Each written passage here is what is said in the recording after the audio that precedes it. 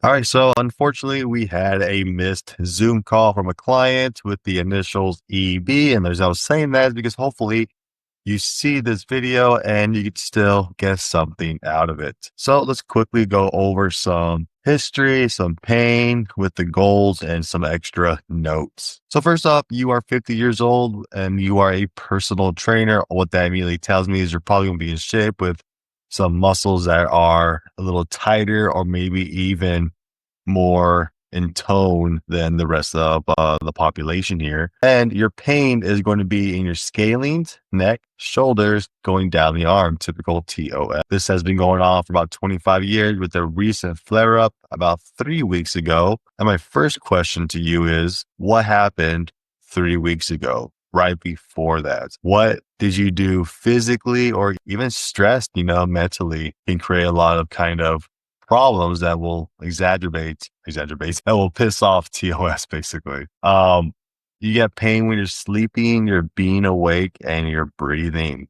Those are all signs to me that your scalings are going to be in play, and we'll get back to that in a bit. And your pain relievers, things that help you get rid of your pain. It's going to be manual palpation, exercise, and stretches from my videos. Make sure to subscribe. And sometimes in the production, which is pretty much an anti-inflammatory and not my realm. But if you're feeling good with my stretches and my massage techniques and everything I'm showing you, and again, it's going to be a sign that you probably have some tissues you need to release. You have been diagnosed with TOS, parsonage Turner's is what they called it back in the is what they called it back in the day, according to your notes here. You had a 60-hour surgery for a subclavian vein clot in which they had to remove the first rib. And you've seen every single specialist, including their mother, and still nothing. So with the primary goals of being able to train, being able to sleep, and hopefully get a little bit of a rehab program here is basically some questions I would want to know. And without that, here's my educated guess. First off, the questions. Sleeping patterns. How do you sleep? If you're sleeping on your side or if you're sleeping on your stomach, those are two ways where you're scaling, specifically the neck I'm thinking about right now. Those are two ways for those muscles to get contracted and shortened and really clench down on those nerves and blood vessels. What are you doing before bed and what are you doing on your day to day? Pretty much what you do every day could affect how you are at nighttime, right? You think you're just going to wind down, but if you've been using your arms all day to drive, a big old car or truck, type and shit like that, then those muscles can be chronically shortened technically, especially if you're doing it for hours on end. And your breathing patterns. What kind of breathing pattern do you do? Are you normally a chest breather, stomach breather, in betweener? Which one is it? Because I'll tell you right now, if you're a chest breather, the scalenes, once again, the neck muscles are a big contributor to that. So what that again is going to tell me is if you answer chest breathing, basically, I'm going to be thinking more scalenes are the issue here. And then I have a few more questions. You want to be able to train, which tells me you are hurting when you train. So what kind of training hurts specifically? Is it shoulder presses, bench presses, back exercises, leg exercises, any of that kind of, does anything actually hurt, When does the pain start? Is it immediate? Does it start 10 minutes after you started working out, in between, later in the day? And then you also mentioned that cold doesn't help, but what about heat? Does heat help? Because I'm going to guess that it might. With those questions unanswered, I'm going to do my best to take an educated guess here that, like I've alluded to earlier, it's going to be in the scalings. The problem's going to be in the scalings. And the reason why is, let me pull up some anatomy. So hopefully we can all see this now, but the scalings are these suckers right here. And when I hide everything else, let me just now bring this back and these. What I'd like for you to see here is that not only these scalings are going to be compressing, they can compress on that subclavian vein right here because they attach to that first rib. And if they get tight and shortened, which I know you should know this, right? Being a trainer, muscles are going to shorten when they get stronger or tighter, or in this case, overused, then those muscles right there will begin to shorten, which can pull that first rib up initially, right? The ribs can move. They are a little more flexible than the rest of them.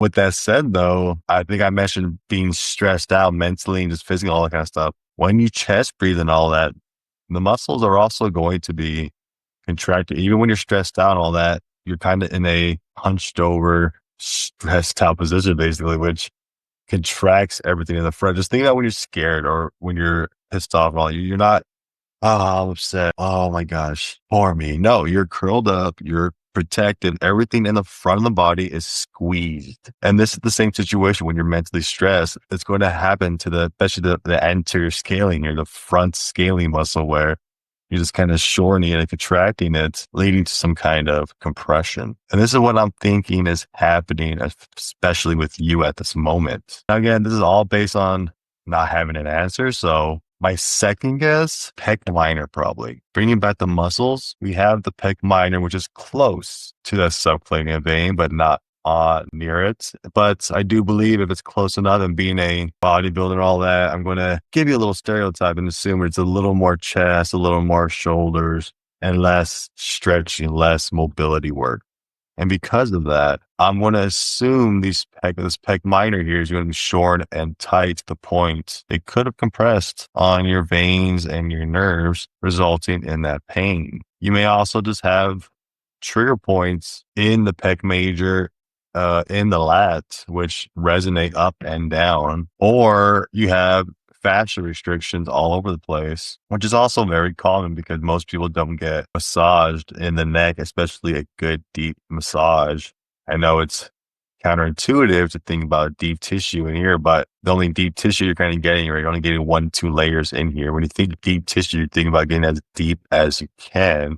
So I guess a better way to say this is strong pressure. But you're still trying to get a little deep here. You got to get through this fascia connective tissue first. And this is where everybody gets scared. They just stop right here. You got to get to those muscles. You got to get to all the fascia around the muscle as well in order to release it. And I think this is why also the techniques I show you in the videos are helpful, because they're showing you how to release the fascia, not just work on the muscles, which sadly is something most people only focus on. So answer one, massage out the scalings. Expect it to be a little tender. Expect to be a little sore after.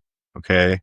But with that said, when you're massaging it, it should be a little hard, but it shouldn't be so hard to the point you cannot breathe. Because if you cannot breathe, the muscle is not going to be able to relax. This is going to tense the entire time. So you must be able to breathe fully with your stomach, preferably, while you're releasing this muscle. And while it's a little bit in that uncomfortable state, it's a little bit counterintuitive here where you're trying to relax, but you're also giving yourself a little bit of pain. But once you find that little rhythm, you'll begin to kind of feel those tissues go away. 2, you have to do it for at least 60 seconds. Most people just poke it for a bit and they assume a minute's gone by when only like 10 seconds have, right? Our attention span is this now, and we need to be able to hold it for a little longer, especially with these techniques, right? You're not going to massage, or sorry, you're not going to train somebody on their biceps for 5 reps and then move on.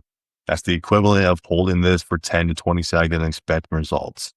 You have to do it for at least a minute, maybe even up to 5, depending how thick the fascia is, how much you're able to deal with it, a bunch of different factors here.